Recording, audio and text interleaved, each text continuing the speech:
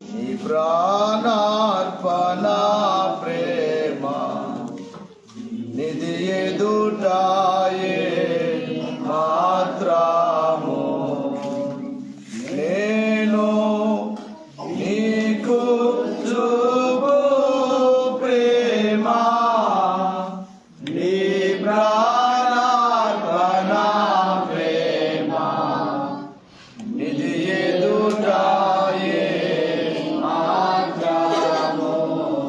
దేవుని యొక్క వాక్యమును చదువుకుందాం. హెబ్రీ పత్రిక 6వ అధ్యాయం 4వ వచనమును చదువుకుందాము. ఒక్కసారి వెలిగింపబడి పరలోక సంబంధమైన వరమును రుచి చూచి పరిశుద్ధాత్మలో పాలివారై దేవుని దివ్య వాక్యములను రాబోవు యుగ సంబంధమైన శక్తుల ప్రభావమును అనుభవించిన తరువాత తప్పిపోయిన వారు తమ విషయములో దేవుని కుమారుని మరలా సిలువ వేయచ్చు బహాటముగా ఆయనను అవమానపరచుచున్నారు. గనుక మారు మనస్సు పొందునట్లు అట్టి వారిని నూతనపరచుట అసాధ్యము. మహాగణుడా, మీకు స్తోత్రాలు నైనా. కొద్ది నిమిషములు మీ సేవకుని సంపూర్ణముగా మరుగు చేసి మీ ఆత్మశక్తితో నింపి, మీ సిలువ శక్తితో నింపి, మీ సిలువ చాటును మరుగు చేసి, మీ వాక్యము ద్వారా మీరు మాతో మాట్లాడుమని మా మంచి బోధకుడు అయిన యేసు నామములో ప్రార్థించి వేడుకొనుచున్నా మా పరమ తండ్రి, ఆమేన్. కూర్చుందాము జాగ్రత్తగా. కొద్ది నిమిషములు దేవుని మాటలు మనస్సు పెట్టి ఆలకించాలని దేవుని సేవకునిగా మీకు మనవి చేస్తూ ఉన్నాను. మీ ఫోన్లు సైలెంట్లో పెట్టుకొని కొద్దిసేపు ఆరాధన అయిన తర్వాత మీరు మాట్లాడదు. గమనించండి, 40 దినాలు సిలువ ధ్యానములు చేయుచున్న విశ్వాసులెందరో మీలో ఉన్నారు. ప్రతి ఒక్కరూ సిలువను ధ్యానము చేయాలి. సిలువ లేకపోతే మనకు విలువ లేదు. సిలువ లేకపోతే ప్రపంచానికి శాంతి లేదు. కాబట్టి సిలువను గూర్చిన వార్త నశించుచున్న వారికి వెరితనము, రక్షింపబడుచున్న మనకు దేవుని శక్తి అని కొరింథీ మొదటి పత్రికలో మనం చూస్తూ ఉన్నాం. 1వ అధ్యాయం 18వ వచనం. కాబట్టి ఇక్కడ ప్రభును సిలువకు వేసే గుంపు. ఈరోజు వాక్య అంశము ప్రభును సిలువకు వేసిన గుంపు లేక సమూహం. యేసుక్రీస్తు వారిని అనేక మంది కలిసి, ఒక గుంపు వారు కాదు గాని బైబిలు గ్రంథమును బట్టి దాదాపుగా 6 గుంపుల వారు కలిసి ప్రభును 6 గుంపుల వారు కలిసి సిలువ వేసినట్లుగా బైబిల్ మనకు సాక్ష్యం చెప్తుంది. ఎందుకు అనంటే వారి యొక్క ఉద్దేశము, ఆ దినములలో ఈయన పేరు పెరిగిపోతుందని, ఈయన వెంబడి అనేక మంది జనులు వెలుచు ఉన్నారు అని. అందుకే పిలాతు గారు కూడా అంటారు, వీరు అసూయతో అప్పగించుచున్నారని. జడ్జి గారు ఎరిగినట్లుగా ఆయన నోటి వెంబడి మాట ఆయనే చెప్పుచున్నట్లుగా బైబిల్లో చూస్తుంది. అసూయ చేత కావాలనే ప్రభుని అప్పగించారని జడ్జి గారికి తెలిసిపోయింది. సరే ప్రియులారా, ప్రభుని అప్పగించిన 7 గుంపుల వారు, 6 గుంపుల వారు ఆయనను అప్పగించారు. మొట్టమొదటి సమూహము లేక మొట్టమొదటి గుంపు ఏమిటంటే రోమీయులు, రోమా ప్రభుత్వం వారు. రోమా సైనికులైన వారు. రోమీయుల యొక్క ఉద్దేశం ఏమిటంటే, ఎవరైతే వారి పరిపాలనకు వ్యతిరేకంగా ఉంటారో, ఎవరైతే వారికి లోబడరో, ఎవరైతే ప్రజలందరూ వారి వైపు వెళ్ళి వారి రాజ్యం వస్తుందేమో, ఎవరి పేరైతే పెరిగిపోతుందో వారిని చంపివేయాలి అన్నదే రోమీయుల యొక్క ఉద్దేశం. వారి పరిపాలన ఆటంకముగా ఉన్న వారికి మాత్రమే శిలువ మరణమును రోమీయులు నెరవేర్చుచుండిరి. రోమా హక్కు, పౌర హక్కు ఎవరికైతే రోమా పౌర హక్కు ఉంటుందో వారికి సిలువేసేవారు కాదు. ఎవరైతే రోమీయులకు వ్యతిరేకంగా ప్రవర్తించేవారో వారికి సిలువ వేసేవారు. కారణం ఏమిటంటే, మా ప్రభుత్వమే బాగుండాలి, మా రాజ్యమే సుస్థిరముగా ఉండాలి అనేది వారి ఉద్దేశం. రోమీయులు అంటే న్యాయమును కాపాడువారు. వారు న్యాయమును కాపాడుచున్నామనుకుంటున్నారు కానీ ఆ దినములలో బానిసలైన వారిని, ఆ దినములలో వారి పరిపాలనకు వ్యతిరేకముగా ఉన్న వారిని వారు శిలువ శిక్ష, శిలువ మరణం వేసేవారు. మరింతగా మరొక శ్రమ కూడా, ఆయన శ్రమ తర్వాత, శిలువ శ్రమ తర్వాత ఖడ్గముతో కూడా నరికేవారు. బైబిల్లో మనం చూస్తాం కదా, అపోస్తులైన పౌలునే వారు ఏం చేశారు? తల నరికి వేశారు. నీవు మాకు వ్యతిరేకంగా ఉన్నావా? మా రాజ్యములకు వ్యతిరేకంగా ఉంటే యేసుక్రీస్తు వారి తర్వాత తన శిష్యులకు అనేక మందిని వారు సిలువకు వేశారు. కొంతమంది ఖడ్గాలతో పొడిచారు, కొంతమందిని తల నరికి వేశారు. వారి ఉద్దేశం ఏమిటంటే, మా రాజ్యమే ప్రపంచమంతా బాగుండాలి అని అనుకున్నారు. క్రీస్తుకు వ్యతిరేకంగా ఏ రాజ్యము వర్ధిల్లదు. ఈ రోజున ఏ రోమీయులైతే క్రీస్తును వ్యతిరేకించారో ఆ రోమా పట్టణము లేక ఆ రోమా రాజ్యమంతా కూడా క్రైస్తవులుగా ఈరోజు అందరూ క్రీస్తును నమ్మిన వారుగా ఉన్నారు. వారి పట్టణం మీద ఒక సంఘమే ప్రపంచమంతా వ్యాపించిన సంఘము కనబడుతుంది. ఏమిటి ఆ సంఘం అంటే, రోమన్ క్యాథలిక్ సంఘం. ప్రపంచమంతా ఎన్నో హాస్పిటళ్ళు, ఎంతో సేవ వారి ద్వారానే దేవుడు తర్వాత చేయించారు. ఏ రోమీయులైతే ప్రభుని సిలువకు వేశారో, ఏ రోమీయులైతే ఆయన శిష్యులను చంపారో, ఆ రోమీయులను దేవుడు మార్చివేసినట్లుగా మనకు చరిత్ర తెలియజేస్తుంది. మొదటి గుంపు ప్రభును సిలువకు వేసిన గుంపు రోమీయులైతే, ఇక రెండవది ఎవరంటే సద్దుకయ్యులు. ఈ సద్దుకయ్యుల సమూహం ఏమిటంటే, దైవారాధన చేసేవారు, దేవునికి ఆరాధన చేసేవారే గాని క్రీస్తు వారి యొక్క ఆరాధన, క్రీస్తు వారి యొక్క బోధన వేరుగా ఉన్నాయి. ప్రజలందరూ ఆయన వెంబడి వెళుచున్నారని చెప్పి వీరు కూడా అసూయతో దైవారాధన చేసే మాకు మా పేరు లేకుండా పోతుందేమో అని చెప్పి వీరు కూడా అతి అభిప్రాయం కలిగిన వారై ప్రభుని సిలువకు వేయడానికి వీరు కూడా ఒప్పుకున్నారు, సద్దుకయ్యులు. ఇక మూడవదిగా మనము చూసినట్లయితే శాస్త్రుల గుంపు. వీరు తమ యూదా మతములోని సనాతన ధర్మమును సుస్థిరపరచువారు, వారి ధర్మమును కాపాడేవారు. వీరి ఉద్దేశం ఏమిటంటే, క్రీస్తు వారిని మనం ఇలాగే విడిచిపెడితే అందరూ ఆయన వెంబడి వెళ్ళిపోతారు. ఆ మాట చాలా సార్లు వారు అన్నట్లుగా బైబిల్లో చూస్తాం. యోహాను సువార్త 11:47లో, యోహాను 11:47. బయట ఉన్న వారి పిల్లలు లోపలికి రండి, లోపలికి రండి, వచ్చి కూర్చోండి బాబు, లోపలికి వచ్చి కూర్చోండి. ఆయన పిల్లలు చదువమ్మా. కాబట్టి ప్రధాన యాజకులను పరిసయ్యులను మహాసభను సమకూర్చి మనమేమి చేయుచున్నాము, ఈ మనుషుడు అనేకమైన సూచక క్రియలు చేయుచున్నాడే, మనము ఆయనను ఇలాగు చూచుచూ ఊరుకుని ఎడల అందరూ ఆయన యందు విశ్వాసం ఉంచుతారు. అప్పుడు మనం ఏం చేస్తాం? అందుకే 53వ వచనములో ఉంటుంది, ఆ దినము నుండి వారు ఆయన ఎప్పుడు చంపుదామా అనేది చూస్తున్నారు. ప్రజలందరూ ప్రభు వెంబడి వెళ్ళిపోవచ్చున్నారు. మనం ఏం చేస్తున్నాం? చూస్తూ ఊరికనే ఉంటే కాదు, ఏదో ఒకటి చేయాలి, ఆయన చంపాలి. అక్కడ రాయబడి ఉంటుంది, ఆ దినము నుండి వారు ఆయనను ఆలోచించుచుండి.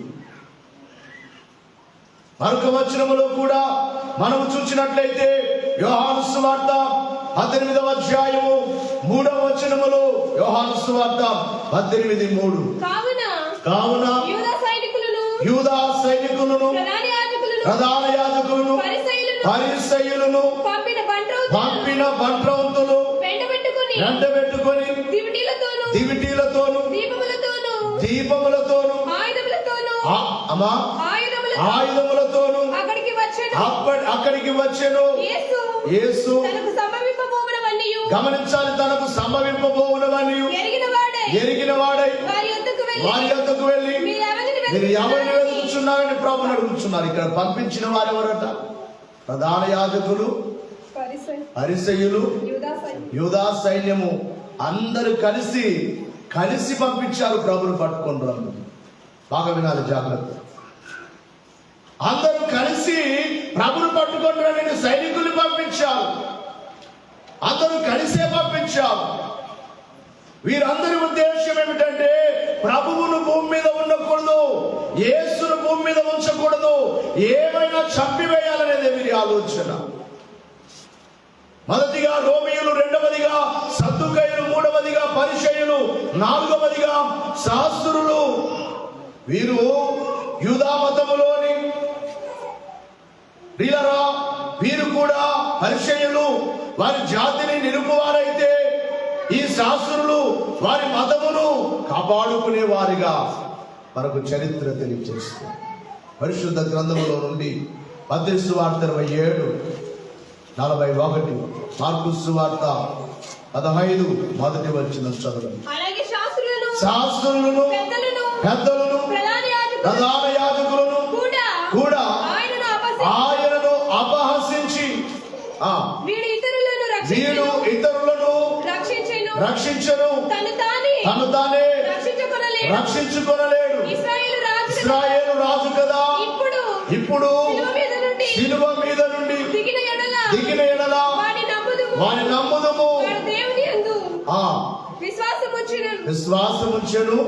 నేను దేవుని కుమారుడిని చెప్పాను గనుక ఆయనకిష్టుడైతే ఆయన ఇప్పుడు వారిని తప్పించునని చెప్పిరి.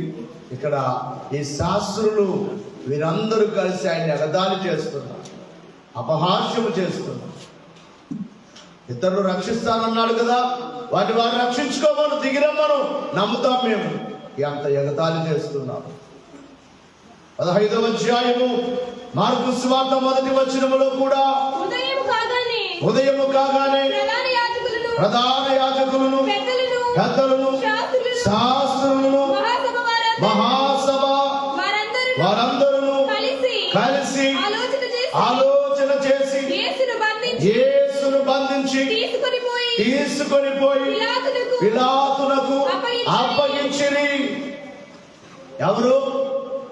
శాస్త్రులు, పెద్దలు, ప్రధాన యాజకులు అందరూ, ఈ గుంపులన్నీ తీసుకుని వెళ్ళి పిలాతునకు అప్పగించారు. శాస్త్రుల గుంపు, పరిసయ్యుల గుంపు, సద్దుకయ్యుల గుంపు, రోమా గుంపు ఆయనను సిలువకు వేశారు, అప్పగించారు. ప్రియులకి 5వదిగా చూస్తే హేరోదీయుల గుంపు. ఈ హేరోదీయులు కూడా యూదులకు అధికారులుగా, రాజులుగా ఉండేవారు. అందుకే హేరోదు రాజు అనే మాటను మనం చూస్తాం. యూదులకు పరిపాలకులుగా ఉన్న వారందరూ కూడా హేరోదులు అని పిలువబడుచున్నారు. వీరు ఎవరు అంటే రోమా పరిపాలనను సుస్థిరపరచువారు. వీరు కూడా రోమా ప్రభుత్వాన్ని ప్రోత్సహించేవారు. రోమా పరిపాలన బాగుండాలి, రోమా ప్రభుత్వం భూమి మీద స్థిరముగా ఉండాలని కోరుకునేవారు ఈ హేరోదీయులు. వీరు కూడా ప్రభును సిలువకు వేసినట్లుగా మనము బైబిల్లో చూస్తూ ఉన్నాం. దేవుని యొక్క వాక్యములో లూకా సువార్త 23వ అధ్యాయము 11వ వచనములో చూస్తే, లూకా సువార్త 23:11, హేరోదు తన సైనికులతో కలిసి ఆయనను తృణీకరించి ఆయనను అనగా యేసును తృణీకరించి అపహసించి ఆయనకు ప్రశస్తమైన వస్త్రములను తొలగించి పిలాతు వద్దకు మరలా పంపెను. ఇలా వినాలి. ఎవరట? హేరోదును తన సైనికులను ఆయనకు అపహాస్యము చేసి, ఆయనను అవమానపరిచి, ఆయనకు బొమ్ములు వేసి, అనేక రీతులుగా అవమానపరిచి మరలా పిలాతు వద్దకు పంపించి హేరోదీయులకు. ఇక 6వదిగా చూస్తే, ఆ దినములలో జీలట్లు అనబడే ఒక గుంపు ఉండేది. వీరి ఉద్దేశం ఏమిటంటే, పేదలకు న్యాయము జరగట్లేదు, పేదలైన వారు రోమా ప్రభుత్వం కింద నలిగిపోతున్నారు, ఏమైనా రోమియుల చేతిలో నుండి దేశాన్ని విడిపించాలి, ప్రజలను విడిపించాలని వీరు పోరాడేవారు. అవసరమైతే హత్య చేసేవారు. వీరు మరొక పని కూడా చేసేవారు, దొంగతనములు కూడా చేసేవారు, ధనికులైన వారిని చంపేసేవారు. ఇది ఒక గుంపుగా ఉంది. ఆ గుంపుకు చెందిన వాడే మనము చూస్తూ ఉన్నాం, బరబ్బా అనబడే వ్యక్తి. బరబ్బా, గమనించాలి, ఈ బరబ్బా ఈ జిలట్ల గుంపుకు చెందిన వాడే. అయితే అక్కడ పిలాతు గారు అడుగుతున్నారు, నేను బరబ్బాను విడుదల చేయాలా, యేసును విడుదల చేయాలంటే ప్రజలందరూ కోరుకున్నది ఏమిటంటే, మాకు బందిపోటు దొంగైన నరహంతకుడైన బరబ్బానే మాకు కావాలి, యేసును సిలువకు వేయండి. ఈ మాటలు చూస్తే నాకు అనిపిస్తుంది, ప్రజలు మంచిని కోరుకోరు అనిపిస్తుంది, బాధేస్తుంది. మంచి అవసరం లేదు. ఈ లోకంలో ఉన్న ప్రజలకు చెడే కావాలి. బందిపోటు దొంగను కోరుకున్నారు, నరహంతకుని కోరుకున్నారు, ఏ నేరము ఎరుగని ప్రభునేమో సిలువకు వేయమంటున్నారు. జడ్జి గారు అంటున్నారు, ఈయన ఏ నేరము చేశారో, ఈయనలో నాకు ఏ నేరము కనబడలేదంటే, ఏ నేరము కనబడకపోయినా ఈయనను సిలువకు వేయండి, మాకు బరబ్బానే విడుదల చేయండి. వీరు జిలట్లు అని పిలువబడుచున్నారు. రోమా ప్రభుత్వమునకు వ్యతిరేకముగా ఉన్నవారు వీరు. రోమా ప్రభుత్వాన్ని ఏమైనా కూలగొట్టాలి అనబడే ఉద్దేశము కలిగిన ఓ గుంపు ఉండేది ఆ దినములలో. వీరే జిలట్లు అని పిలువబడుచు ఉండేవారు. సరే, ఎంతవరకు చెప్పబడినట్లుగా 6 గుంపుల వారు సిలువకు వేశారు. మొదటి గుంపేమో రోమా ప్రభుత్వం అయితే, రెండవ గుంపేమో పరిసయ్యులైతే, ఆ రెండవ గుంపు సద్దుకాయులైతే, మూడవ గుంపు పరిసయ్యులైతే, 4వ గుంపు శాస్త్రులైతే, 5వ గుంపు హేరోదీయులైతే, 6వ గుంపు జీలట్లయితే, ఇక 7వ గుంపు ఇప్పుడు కూడా ఉన్నారు. 7వ గుంపు 1 రోజు 2 రోజులు కాదు, ప్రభుని రోజు సిలువ వేస్తూనే ఉన్నారు. ఈ గుంపు ఇంకా భూమి మీదనే ఉన్నది. ఓ మాటలో చెప్పాలంటే, ఈ గుంపుకు చెందిన వారు ఎవరైనా మీలో కూడా ఉన్నారేమో. ఎందుకు ఈ మాట అంటే, మొదటిగా మనము చదువుకున్న వాక్య భాగములో హెబ్రీ పత్రిక 6వ అధ్యాయము 4వ వచనములో ఏమని వ్రాయబడింది? ఒకసారి దేవుని యొద్దకు వచ్చి వెలిగింపబడి పరలోక సంబంధమైన వరమును రుచి చూచి పరిశుద్ధాత్మలో పాలివారై దేవుని దివ్య వాక్యమును రాబోవు యుగ సంబంధమైన శక్తుల ప్రభావమును అనుభవించిన తర్వాత తప్పిపోయిన వారు తమ విషయములో దేవుని కుమారుని మరలా సిలువ వేయు మహాత్ముగా ఆయనను అవమానపరుచుచున్నారు. జాగ్రత్తగా వినాలి. ఈ గుంపు ఇంకా భూమి మీదనే ఉంది. ఈ గుంపు ఎవరు అంటే, క్రైస్తవ బిడ్డలే, క్రీస్తు నమ్మిన వారే, క్రీస్తు ఆరాధిస్తున్న వారే, దేవుని మందిరమునకు వచ్చే ఆయనను ఇంకా సిలువ వేస్తూ ఉన్నారు, ఇంకా గాయపరుస్తూ ఉన్నారు. బహుశా ఈ మాటలు వింటున్న వారు ఎవరైనా అనుకోవచ్చు, మేము బాధపరచట్లేదు కదా అని. మీ అందరికి కూడా చెప్పే మాట, నీవు ప్రభు నమ్మి పాపం విడిచిపెట్టలేదనుకో, ప్రభు నమ్మి కొంతకాలం భక్తిగా ఉండి మరలా నీలోనికి పాపాన్ని తెచ్చుకున్నావంటే, నీ తలంపుల్లోనికి పాపాన్ని తెచ్చుకున్నావంటే నీవు ప్రభుని సిలువకు వేసినట్లే. దైవజనుడు పాడుచు అన్నారు, నిన్ను మరలా సిలువ వేసినట్టి పాప జీవినయ్యో అని పాడు. నీ తలలో చెడు చెడు ఆలోచనలు ఆలోచిస్తున్నావా? నీవు ప్రభునకు ముళ్ళ కిరీటం పెట్టుచున్నట్లే. అందుకే ఓ భక్తుడు పాడుచు అంటారు, దురితంపు తలపులే పరమ గురుని శిరస్సుపై,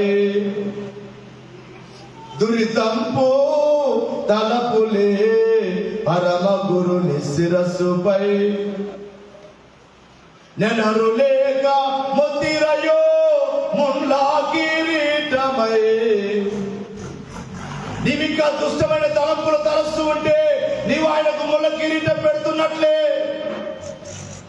నీవింకా సిలువేస్తున్నట్లే. దేవుని పిల్లలకు ఎప్పుడు కూడా మహిమ తలంపులు ఉండాలి, పాపపు తలంపులు ఉండకూడదు. మందిరంలో కూర్చున్నంత వరకు మంచిగా ఉన్నావేమో, ఇక వారమంతా కూడా చెడు చెడు తలంపులతో ఉన్నావేమో. నీవు చెడు తలంపులు తలంచినట్లయితే నీవు ప్రభునకు సిలువ వేస్తున్నట్లే, లేకపోతే ముళ్ళ కిరీటం పెట్టుచున్నట్లే. ఈ మాట నేను చెప్పట్లేదు, సొంతంగా చెప్పట్లేదు. బైబిల్లో ఉందా లేదా? మాట్లాడలేదు. ఉందా లేదా? తప్పిపోయిన వారు మరలా ప్రభునకు ఏం వేస్తున్నారు? సిలువ వేస్తూ ఉన్నారు. అట్టి వారిని నూతన పరచుట సాధ్యం, అట్టి వారికి క్షమాపణ లేదు అన్నారు. చేతులతో ఎవరైతే అపవిత్రమైన పనులు చేస్తూ ఉన్నారో, భక్తుడు పాడుచు అంటాడు, నా చేతులు చేసినట్టి దోషంబులే గదా, నా రాజు చేతులలో ఘోరంపు చీలలు. చేతులతో అపవిత్రమైన పనులు చేస్తూ ఉన్నట్లయితే మరలా ఆయన చేతుల్లో నీవు మేకులు కొడుతున్నట్లే. పరుగెట్టి పాదములు చేసిన పాపములు, పరమరక్షకుని పాదములలో మేకులు. పాపము చేయడానికి మానవుడు పరిగెడుతూ ఉన్నాడు, మంచి చేయడానికి పరిగెత్తట్లేదు, చెడు చేయడానికి పరిగెడుతున్నాడు. కాబట్టి నీ యొక్క దేహంతో నీవే పాపము చేసినా ప్రభును మరలా సిలువకు వేసినట్లే. నేటికి ఆయనను సిలువ వేసే గుంపు ఇంకా ఉంది. 2022 సంవత్సరాల క్రితమే కాదు, కానీ నేటికి ఆయన సిలువలోనే ఉన్నారు. నేటికి ఆయన సిలువలోనే ఉన్నారు. నేటికి ఆయన శ్రమ పొందుతూనే ఉన్నారు. నేటికి ఆయన బాధపడుతూనే ఉన్నాడు. ఒక రోజున ఓ భక్తురాలు ఎంతో విశ్వాసం కలిగినది, మోకరించి ప్రార్థన చేస్తుంటే ప్రభు ఆమె దగ్గరికి వచ్చాడు. తెల్లటి వస్త్రములతో ఆమె దగ్గరికి వచ్చి ప్రభు నిలబడ్డాడు. తల భాగం లేదు, ఈ భాగం మాత్రమే ఉండి కనబడ్డాడు. చూడగానే ఆమె ఏమనుకుందంటే, సైతాన్ అనుకుంది. ఆమంటుంది, ఓ సైతానా, ఓ తల్లేని సైతానా, ఓ మొండి సైతానా, ఎందుకు వచ్చావు నా దగ్గరికి అంటుంటే ప్రభు ఆమెతో మాట్లాడుచున్నాడమ్మా, నేను సైతాను కాదమ్మా, నీ ప్రభునమ్మా, నీ ప్రభునేనమ్మా అని ప్రభు ఆమెతో మాట్లాడు. వెంటనే అన్నట్టుందయ్యా, నీ తలేదయ్యా, నీ తలేమైపోయిందయ్యా, నీ తల ఎక్కడికి వెళ్ళిందయ్యా, నీ తల తీసేశారయ్యా. ప్రభు అంటున్నారమ్మా, చెప్పకూడదులేమా, నా తల ఎవరు తీసేశారో చెప్పకూడదులేమా, చెప్పుకోవడానికి లేదులేమా అని ప్రభు బాధపడుతుంది. ఆమెతో మాట్లాడుతున్నా. మరలా అంటుంది, ఎవరయ్యా చెప్పయ్యా, నీ తల తీసేసింది ఎవరో చెప్పయ్యా, నేను వెళ్ళి వారిని అడుగుతానయ్యా, నా ప్రభుత్వం ఎందుకు తీసేస్తావు అని అడుగుతానయ్యా అంటే, వద్దులేమ్మా పర్వాలేదులేమ్మా, చెప్పయ్యా అని బతిమాలుతుంటే ప్రభు చెప్పారట, నన్ను నమ్మిన వారే నా తల తీసేశారమ్మా, పేరుకు మాత్రమే నన్ను నమ్మామంటున్నారు కానీ వారి జీవితాన్ని మార్చుకోలేదమ్మా, వారిని బట్టి నాకు అవమానం వస్తుంది, మిమ్మును బట్టి నా నామము అన్య జనుల మధ్య దూషింపబడుచున్నదని బైబిల్లో వ్రాయబడినట్టుగా. ప్రభు నమ్మిన వారు సరిగా లేకపోతే, దేవుని సేవ చేస్తున్నాం మేము సరిగా లేకపోతే ఎవరికి అవమానం? దేవుని మందిరానికి వస్తున్నారు, నువ్వు సరిగా లేకపోతే ఎవరికి అవమానం? దేవుని నమ్మి మరలా కొంతమంది అన్ని పాపం, త్రాగేవారు త్రాగుతుంటారు, తినేవారు తిరుగుతూ ఉంటారు, అన్ని అలవాటు. ఎవరికి అవమానం? గట్టిగా చెప్పండి. దయచేసి దేవుని ప్రభుని మరలా సిలువకు వేసే గుంపులో మనం ఉండకూడదు. మరొక మాట ఏమిటంటే, కొంతమంది ఈ మధ్య కాలంలో మీకు పలుమార్లు చెప్తున్నారు, మరలా చెప్తున్నాను. ఒక గుంపు లైవ్ లో వారు విన్నా పర్వాలేదు, పీడి సుందరరావు గుంపు. ఈ పీడి సుందరరావు గుంపు ఏమిటంటే, సిలువ ధ్యానాలు చేయకూడదు, సిలువను గుర్తు చేసుకోకూడదు. సిలువ అనే మాట బైబిల్లో ఉందా లేదా? చెప్పాలి గట్టిగా.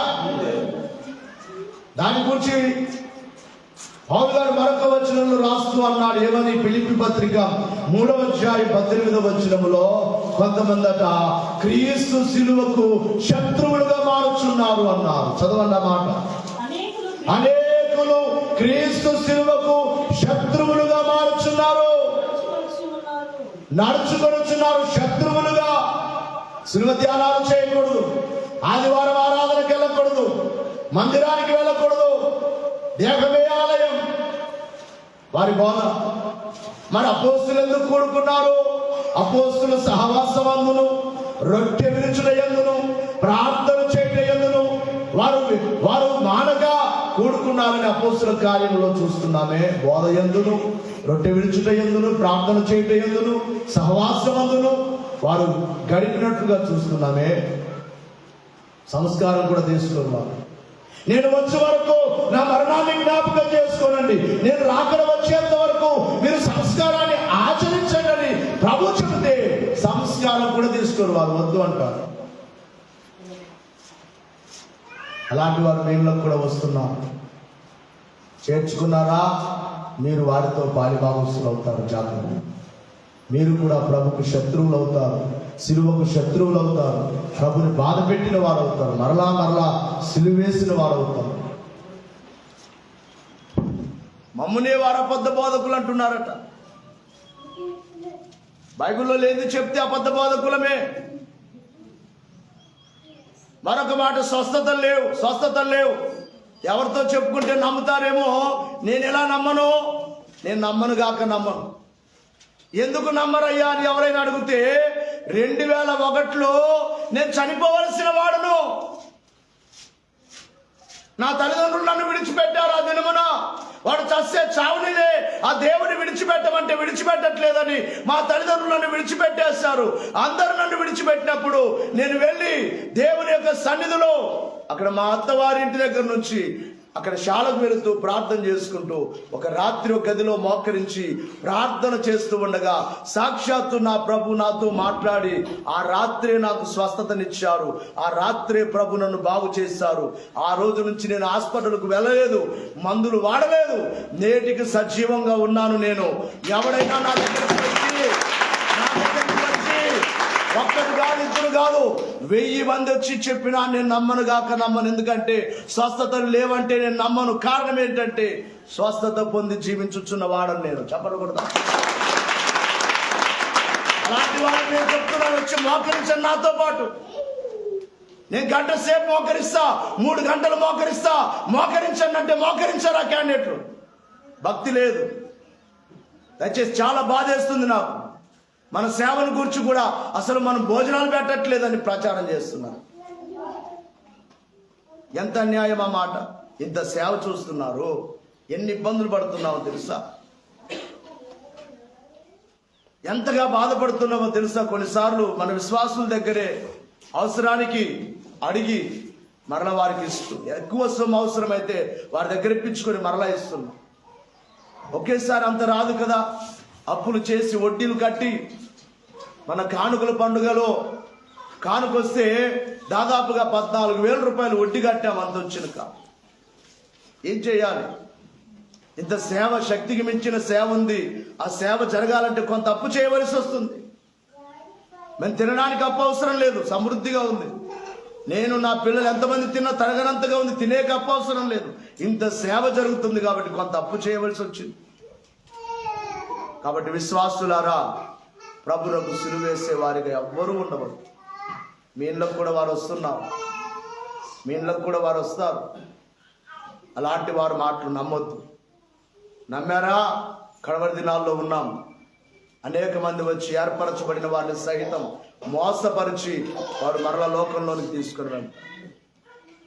ఒకవేళ నేను బైబిల్లో లేని చెబితే నేను అబద్ధికున్నే. బైబిల్లో ఉన్నదే మీకు చూపిస్తున్నాను. బైబిల్లో లేనిదేది చెప్పట్లేదు. ఇక్కడ సిలువకు వేసిన గుంపులు ఇంతమంది ఉన్నారు. అందరిలో చివరిగా నేను క్రైస్తవ బిడ్డలే ఉన్నారు. ఒకవేళ క్రీస్తు సిలువకు శత్రువులుగా మారితే ఏమవుతుందట? తర్వాత వచనములో ఉంది ఏమని? నాశనమే వారి అంతము. ఏంటట? వారికి వచ్చేది ఏంటంటే నాశనమే, ఆశీర్వాదం రాదు. వారు నాశనం పొందడానికే అలా చేస్తుంది. అలాంటి వారితో దయచేసి మీరు దూరంగా ఉండాలని, మీ మేలు కోరి, మీ ఆశీర్వాదాన్ని కోరి మీరు చెప్తూ ఉన్నాను. మీరు ఏర్పాట్లో ఉన్నారు. మీకు ఏదైనా డౌట్స్ ఉన్నాయా నన్ను అడగండి, ప్రతిదానికి సమాధానం చెప్తాను. ఆత్మదేవుడు నాకు ఇచ్చిన అనుభవంతో మీకు ఏ సమాధానం కావాలని చెప్పడానికి నేను సిద్ధంగా ఉన్నాను. మీ మనస్సుల్ని అటు ఇటు మళ్లించవద్దు, దేవుని వైపే. భక్తే మనకు క్షేమం, భక్తే మనకు ఆశీర్వాదం. తర్కముల ద్వారా ఆశీర్వాదం లేదు.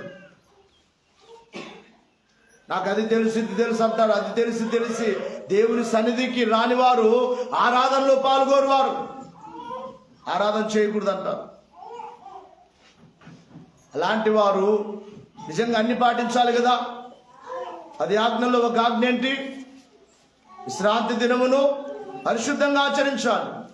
పాత నిబంధనలో శనివారము విశ్రాంతి దినం అయితే, క్రొత్త నిబంధనలో ఆదివారమునకు మార్చబడింది. ఆయన తిరిగి లేచారు కాబట్టి. దశంభాగాల గురించి బైబిల్లో రాయబడింది. వారు దశంభాగాలు వేయకూడదు అంటారు. రకరకాల బోధలు వస్తున్నాయి. కారణం ఏంటంటే ఇవన్నీ రాకడకు సూచనలు. ఒకవైపు యుద్ధాలు చూస్తున్నాం, తెగుళ్ళు చూస్తున్నాం. సంఘములో ఏర్పరచబడిన వారిని అనేకులు వచ్చి మోసం చేస్తారని ప్రభు చెప్పారు. అలాగ మోసం చేసే గుంపు కూడా బయలుదేరింది. మీ విశ్వాసాన్ని కాపాడుకోండి. సిలువను చూడండి, సిలువ వైపు చూడండి. సిలువకు ఎవరు శత్రువులు కావద్దు. ఆ సిలువలో వేలాడిన ప్రభునకు మరలా మరలా మరలా సిలువేయద్దు, మరలా సిలువేయద్దు. సిలువేసే వారికి క్షమాపణ లేదని బైబిల్లో ఉంది. సిలువేసేవారు నాశనం తెచ్చుకుంటారని బైబిల్లో ఉంది. ఏది కావాలో తీర్మానం చేసుకోండి, ఏది కావాలో తీర్మానం చేసుకోండి. ప్రభుని గాయపరుస్తారా? నాశనమే వస్తుంది, శాపమే వస్తుంది. ప్రభు గాయాలు కడతారా? ప్రభు సిలువను మోస్తారా? ప్రభు కొరకు జీవిస్తారా? ఆశీర్వాదమే వస్తుంది. ఎప్పుడు మీకు ఆశీర్వాదం రావాలనే మీ సేవకునిగా, మీ సేవకులంగా మేము కోరుకుంటున్నాం. మీకు ఆశీర్వాదాన్నే కోరుకుంటున్నాం, దీవెననే కోరుకుంటున్నాం. దైవాశీస్సులు మీకు కలుగును గాక. ఆమేన్. మోకరించండి.